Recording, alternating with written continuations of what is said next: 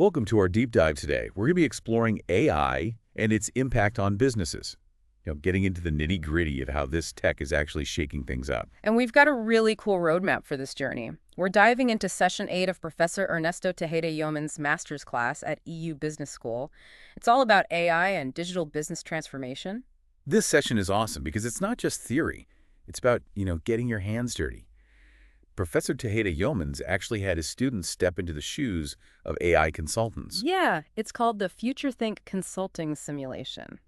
The students had to tackle real-world AI dilemmas, just like you would if you were advising companies on this stuff. So imagine you're part of this hot new consulting firm, Future Think Consulting. You and your team are AI experts, and you get these 4 clients, each with their own unique AI problem. It's like, you've got your textbook knowledge, but now you're in the hot seat, having to make tough decisions with real consequences. All right, first up, we've got Hire Tech Inc. They've developed this super cool AI system that filters resumes, makes hiring faster, more efficient. Sounds great, right? But here's the catch. The system is showing bias against certain groups of people, which is a huge no-no. Yeah, you can't just ignore that. So as AI consultants, you're brought in to help Hire Tech navigate this mess. And it's not just a technical issue. Yeah. You've got the CEO worried about bad press, the CIO thinking it's a quick fix, and the CHRO, that's the Chief Human Resources Officer, basically in charge of all things people, urging everyone to slow down. So what's your first move? I mean, the pressure's on. The students acting as consultants, they decided to hit pause, at least for now. Whoa, really? Pause the whole system? Yep. They recognize that using a biased system is just not an option, no matter how efficient it is. That's a bold move. Oh. But I guess it shows they're taking it seriously. So did they just leave Hire Tech hanging while they figured things out? Not at all. They came up with this clever hybrid approach. The AI could still do the initial screening, but then a diverse group of humans would make the final decision. So they're keeping the process moving while addressing the bias.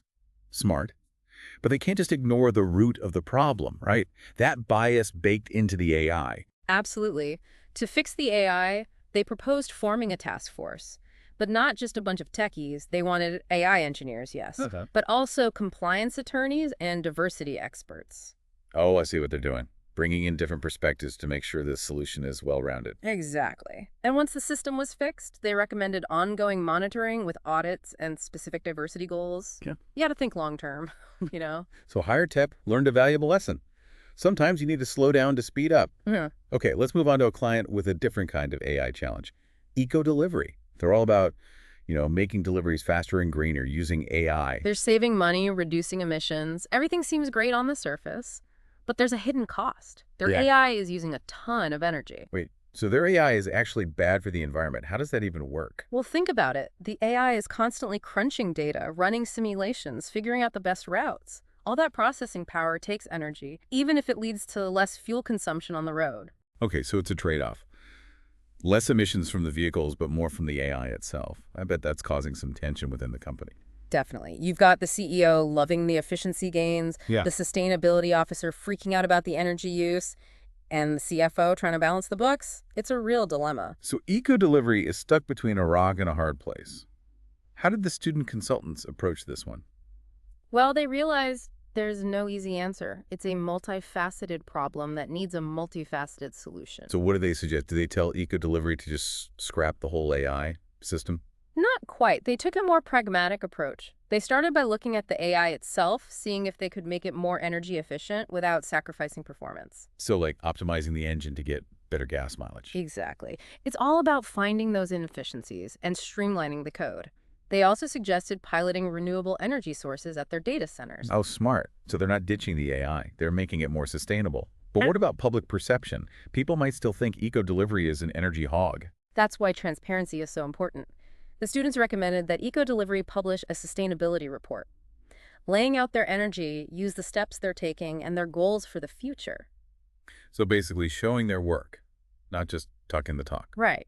And they also suggested partnering with green suppliers and getting environmental certifications, building that credibility. It's like getting a gold star for sustainability. Okay, so by combining technical solutions, renewable energy, and transparency, eco-delivery can hopefully navigate this tricky situation. It's a great lesson in balancing competing priorities. Now let's move on to a client with even higher stakes, health first. Ah, yes. Health first. They're using AI for something really incredible.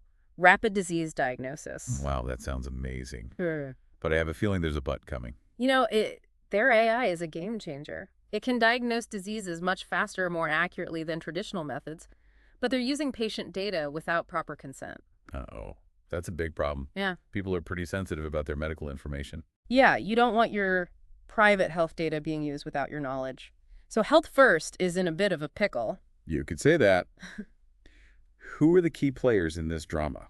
Well, you've got the CEO super excited about the potential of the AI to save lives.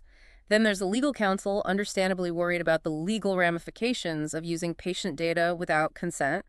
And then there's the CMO, the chief marketing officer, who's concerned about the company's reputation. So it's a classic clash of priorities, innovation versus ethics. How do the student consultants handle this ethical minefield? They focused on establishing a dynamic consent protocol. Basically, patients would get a clear explanation of how their data is being used and given the option to opt in or out. That makes sense, giving patients control over their data. But wouldn't that limit the amount of data available to train the AI, potentially making it less effective? That's a valid concern. So they also suggested investing in data anonymization techniques. Data anonymization, what's that? It's like redacting sensitive information. The core data remains, but any identifying details are removed. So the AI can still learn from the data without compromising patient privacy. Clever. But anonymization isn't foolproof, right? There's always a risk that data could be de-anonymized. True. That's why they also recommended forming an ethics committee and seeking external certifications to demonstrate their commitment to data security. So it's not just about the technical solution. It's about building trust and accountability. All right, let's move on to our final client, Agri-AI. Agri-AI is doing some really cool stuff with AI in agriculture. Think predicting crop pests, optimizing irrigation, analyzing soil conditions. It's like a superpowered farmer in a box. AI for farming. I'm intrigued.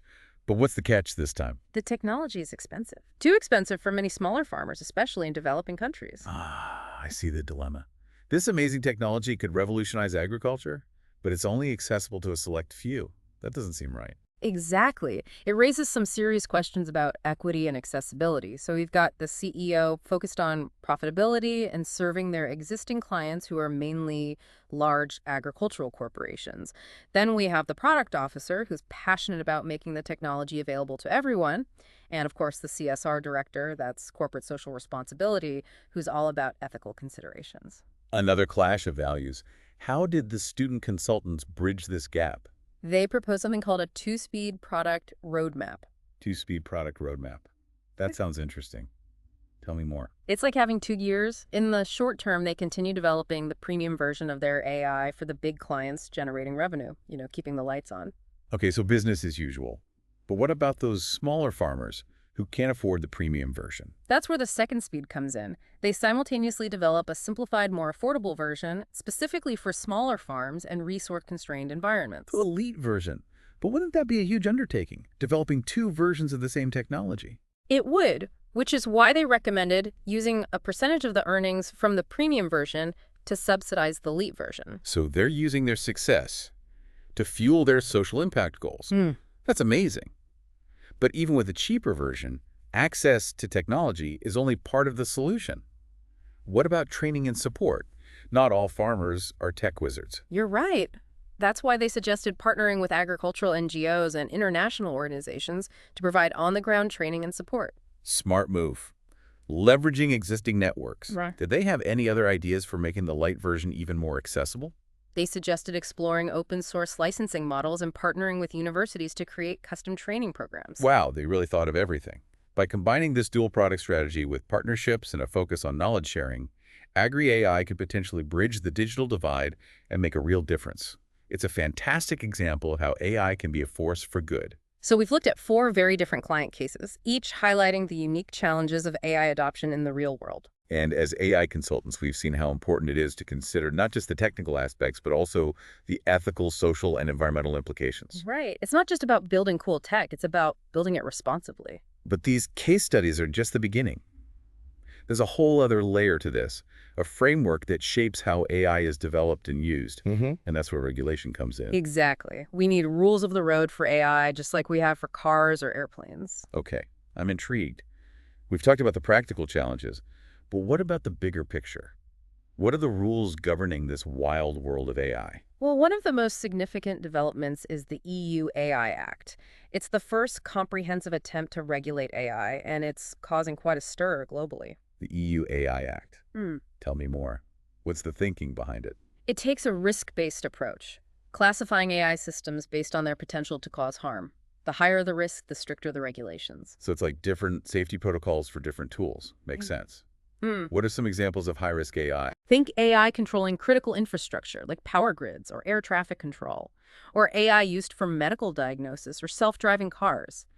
These are areas where a mistake could have disastrous consequences. What about low-risk AI? Things like spam filters, personalized recommendations, AI chatbots. The potential for harm is much lower, so the regulations are less intense. So this risk-based approach seems pretty logical. But what does it actually mean for businesses? What do they need to do to comply? Transparency is key. Hmm. Companies need to be upfront about how their AI works, what data they use, and how decisions are made. So no more black boxes. You need to be able to explain your AI. Right. But AI can be so complex. How much detail is enough? It depends on the risk level. For high-risk applications, you need thorough documentation and auditing. You need to prove that your system has been rigorously tested and meets safety and ethical standards. So it's not just about building the AI, it's about building it responsibly and being able to demonstrate that. What else does the EU AI Act address? Data governance is another crucial area. The quality of the data used to train AI is paramount. Garbage in, garbage out, you know? Like baking a cake. Yeah. If you use bad ingredients, you're going to get a bad cake. Yeah.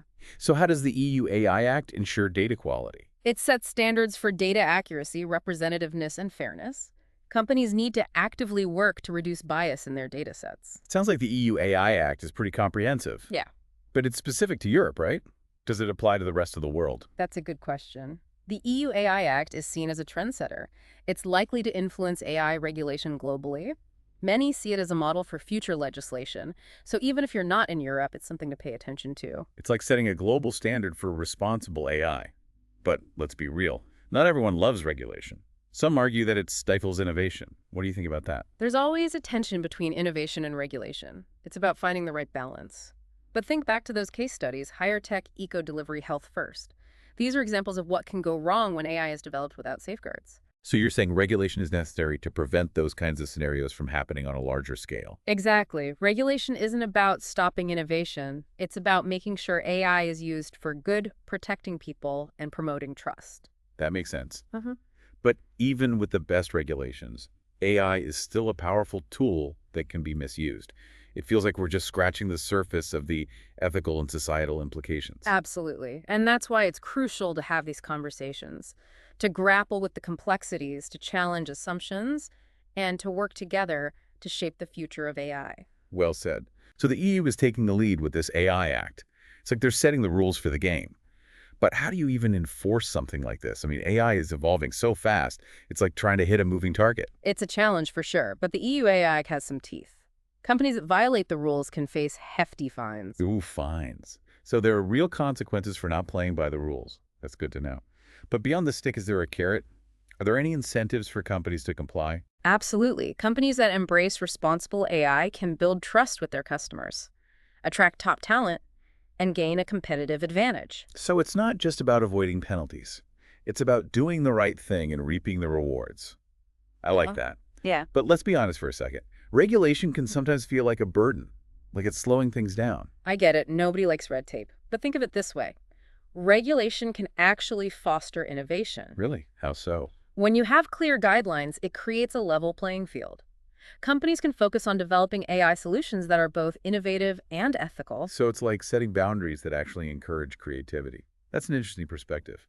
But even with regulations, AI is still a powerful tool. And like any tool, it can be used for good or bad. That's why ongoing dialogue and collaboration are so important. We need to keep talking about the ethical implications of AI, to challenge our assumptions, and to adapt our approach as the technology evolves. Like we're all on this journey together, figuring out how to navigate this new world of AI. Exactly. And it's a journey that requires us to be thoughtful, responsible, and proactive. Well said. As we wrap up this deep dive, I'm left with a sense of awe at the potential of AI, but also a healthy dose of caution. It's a powerful tool that needs to be wielded wisely. I agree. And the choices we make today will have a profound impact on the future. So let's make sure we're shaping that future in a way that benefits everyone. That's a great note to end on. To our listeners, we hope this deep dive has given you a better understanding of the complexities of AI and inspired you to think critically about its role in our world.